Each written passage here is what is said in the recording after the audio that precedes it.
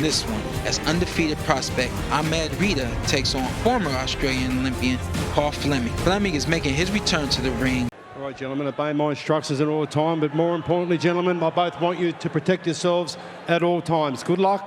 Shake hands. Let's go. So a man having his 32nd professional fight against a man having his 9th.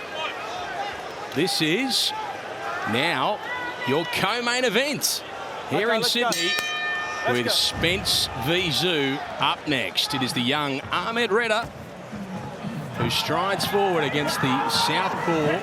Even, matching the numbers.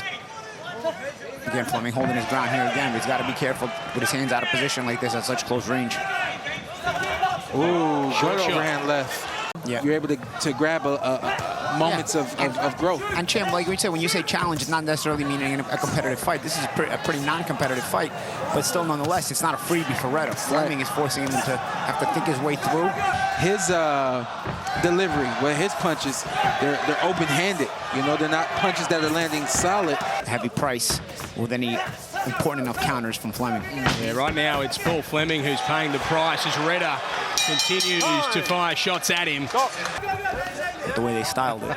I like the corner of Reda telling him, go across the ring and stop him, I like that. Well, I think they probably noticed the doctor and the ref checking on Flemming a little bit more than maybe it would normally be, right? Yeah, just trying to sow those seeds of doubt in Paul Fleming and in his team and in the officials as well.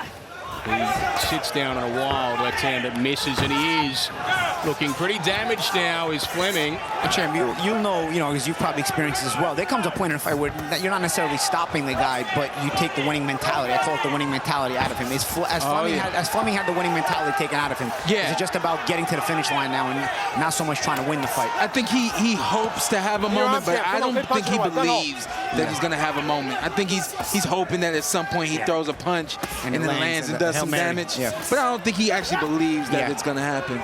Against Fulton. And I tell you, an out-of-shape Fulton against this kind of pace, I wonder if Reda would have beat him, man. You know what I mean? Even though it's the more experienced guy who's at a world-class level, it's a Fulton who missed weight for the second time in 2 fights. It's at this time you take the moral victory if you're Flemming. And he's trying to see it out of his right eye as well, because the left one is just about closed. So yeah, you start to decide if you're going to cut off the mullet inside the ring in the post-fight interview, or if you're going to cut it off in the dressing room. Things like this will probably go through your mind. I don't have any scissors, but the doctor may. And the corners will. Another good left hand. Who opens up the cheek of Reda in this final round. It wasn't the punch that he wanted, but it did some damage. And at least they'll both finish this one bloodied and damaged, and they will travel the entire distance in our co-main event.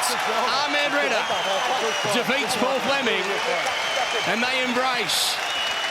All 3 judges have this as a unanimous points decision victory, and it goes in favor of Ahmad Bloodshot